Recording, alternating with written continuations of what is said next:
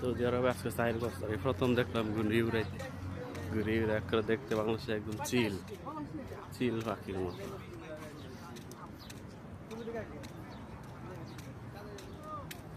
এই পরে গেল এই করছে।